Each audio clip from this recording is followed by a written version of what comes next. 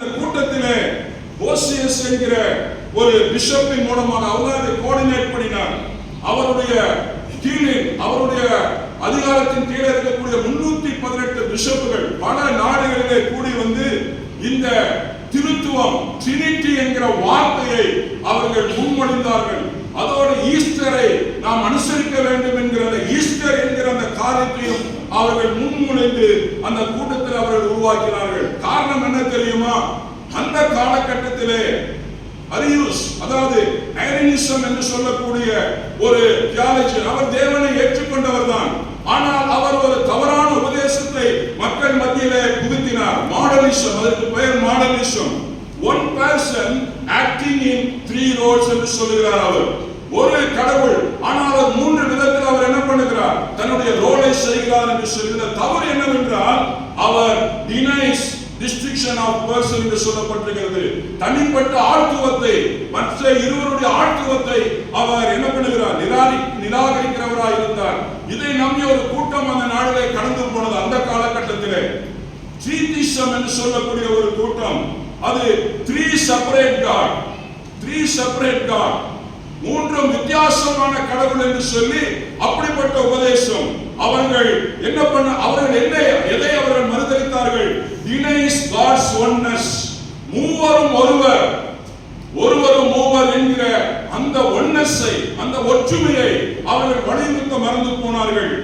கடைசியாக சபார்டினேஷன் என்கிற ஒரு கோட்பாடு, அதாவது ஆண்டவர் பிதா உயர்ந்தவர், அடுத்து குமாரன் நடுநிலைமையானவர், பரிசுத்த ஆவியானவர் அதற்கு அப்பாற்பட்டவர், கீழ்நிலையில் இருக்கப்பட்டவர் என்று சொல்லி அவர்கள் சுப்பியாரிட்டி அந்த வகையில அந்த காரியத்தை அவர்கள் உபதேசிக்க தொடங்கினார்கள். அதற்காகத்தான் இந்த கூட்டங்கள் இன்றைக்கு உருவாக்கப்பட்டது. அருமையானவர்களே, இந்த கால வேளையில நாம் பழைய ஏற்பாட்டிலும் புதிய ஏற்பாட்டிலும் ஆண்டவர் எப்படியாக திருத்துவத்தை அதை அவர் வெளிப்படுத்தினார் என்பதை பார்த்தோம்.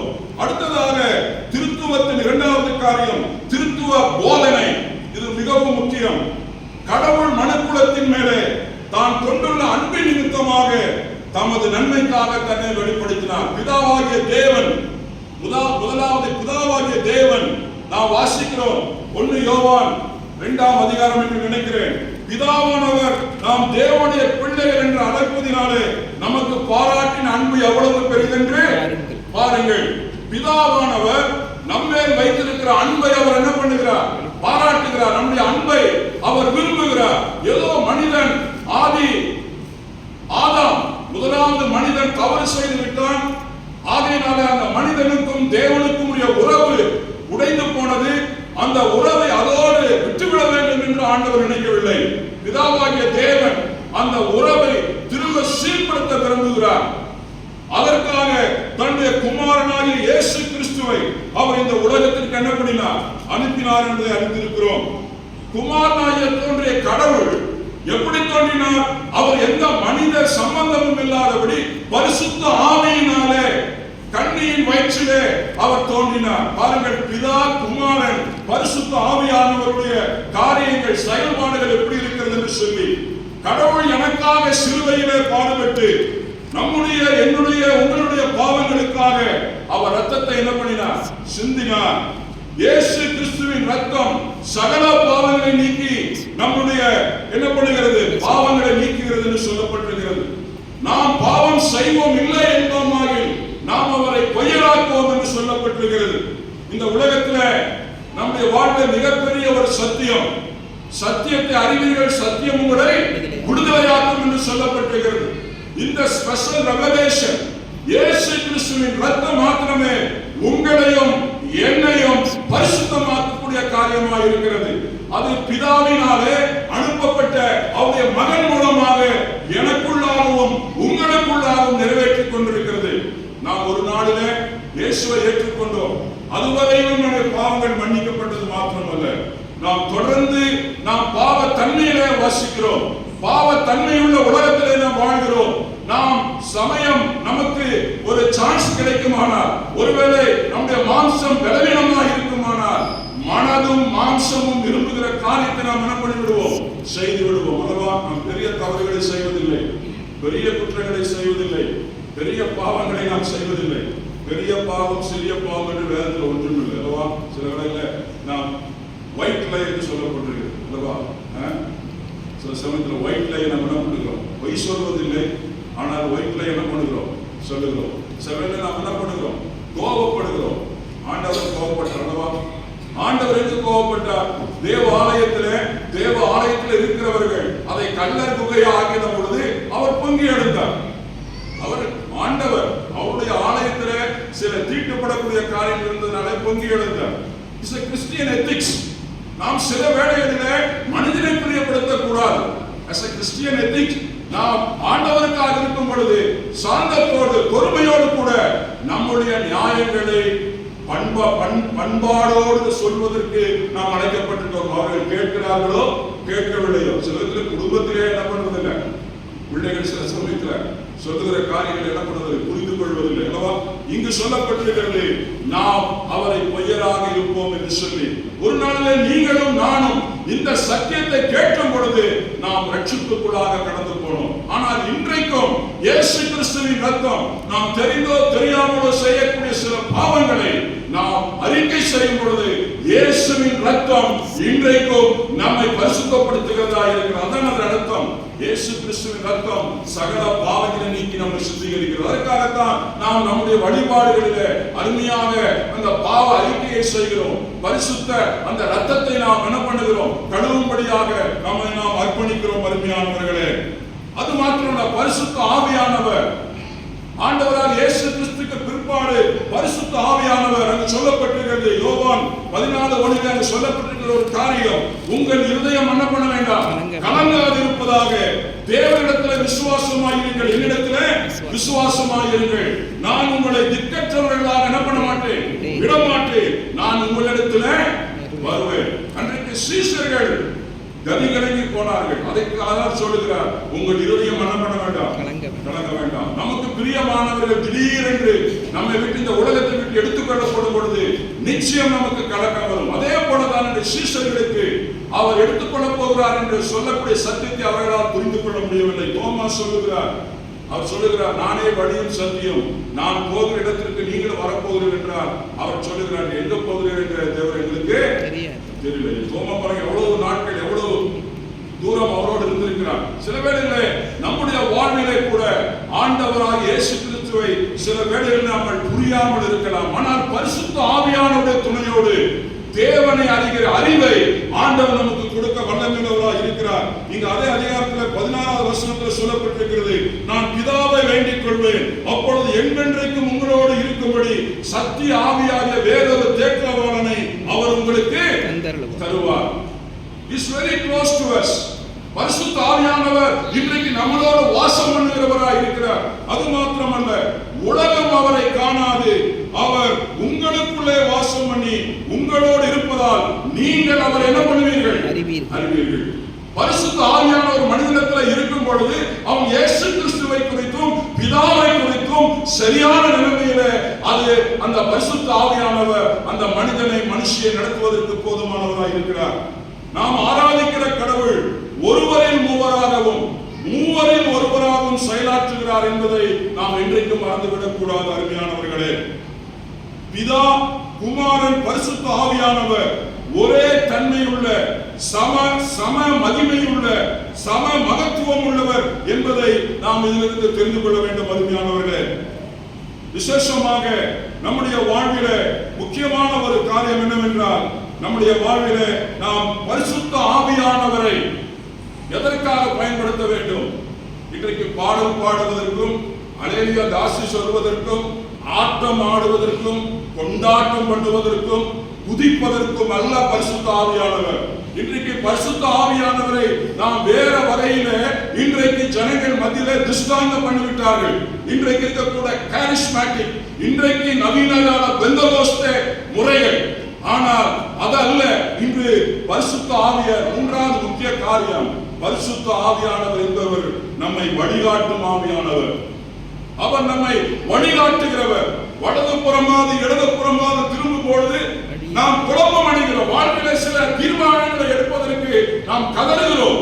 செங்கடல் முன்பாக வருகிறது, யோர்தான் வருகிறது, எரிகோ வருகிறது, நம்மால் முடியவில்லை. ஆண்டவர் சொல்லுகிறார், நீ பயப்படாதே, நான் உனக்கு பின்னால் ஒரு சத்தம் உனக்கு கேட்கும். அன்றைக்கு ஆபிரகாமுடைய வாழ்வில சாராள் நகைத்தாள். கர்த்தரால் ஆகாத காரியம் ஒன்றுண்டோ? ஒரு வார்த்தை, ஒரு sentence, it will change our life. ஒரு பெரிய அற்புதம் வாழ்வில் நடக்கும். அதற்காகத்தான் நீங்கள் வேதத்தை வாசிக்க வேண்டும்.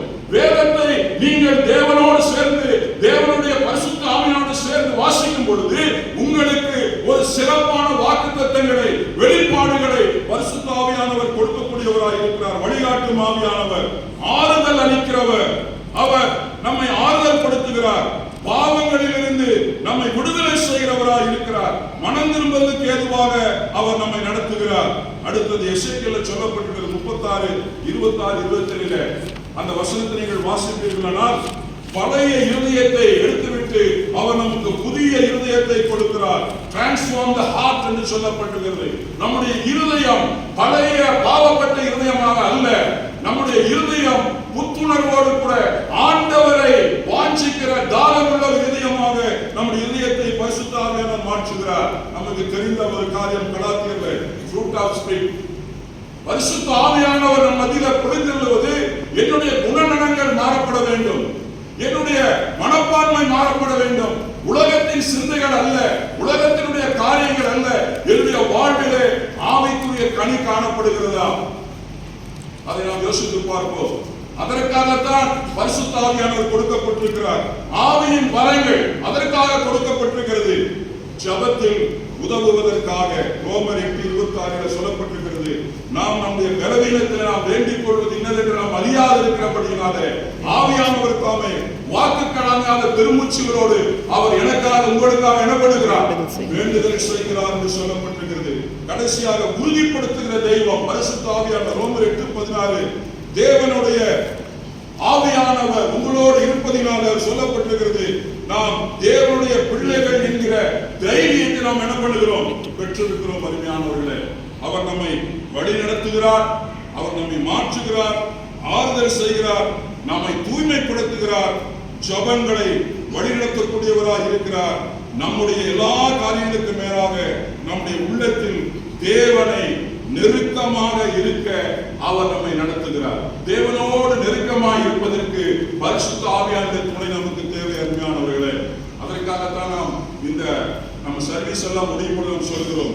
கடவுளின் அன்பு, கிறிஸ்துவின் கிருபை, பரிசுத்த ஆவியானுடைய ஐக்கியம் எப்பொழுதும் நிலைத்திருக்க கடவுது. இது முக்கிய ட்ரையாங்கிள், மூன்றும் பிரிக்கப்பட முடியாதது. அருமையானவர்களே, இந்த நாளிலே நாம் இந்த திருத்துவத்தை நாம் எப்படியாக புரிந்து கொண்டிருக்கிறோம்?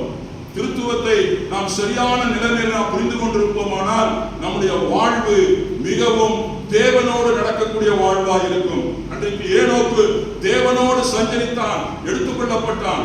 நாம் எடுத்துக்கொள்ளப்படும்படியாக, தேவனோடு வாழும்படியாக, தேவ சித்தத்தை செய்யும்படியாக, தேவ மகிமை நம்முடைய வாழ்விலே காணும்படியாக இன்றைக்கு பரிசுத்த ஆவியானவர் இன்றைக்கு ஊற்றப்பட்டிருக்கிறார். ஒரு காலகட்டத்திலே இந்த ஆவியானுடைய செயல்பாடு நின்று போகும். இன்றைக்கு ரட்சணைய நாள், இன்றைக்கு மனம் திரும்புகிற நாள். அருமையான தேவனுடைய பிள்ளையே, அருமையான தேவனுடைய மகளே, மகளே, இதுவரையிலும் இயேசு கிறிஸ்துவை சொந்த ரட்சகராக நீ ஏற்றுக்கொள்ளாமல் இருப்பியானால் இன்றைக்கு ஒரு நல்ல தருணம். ஆவியானவருக்கு இடம் கொடு.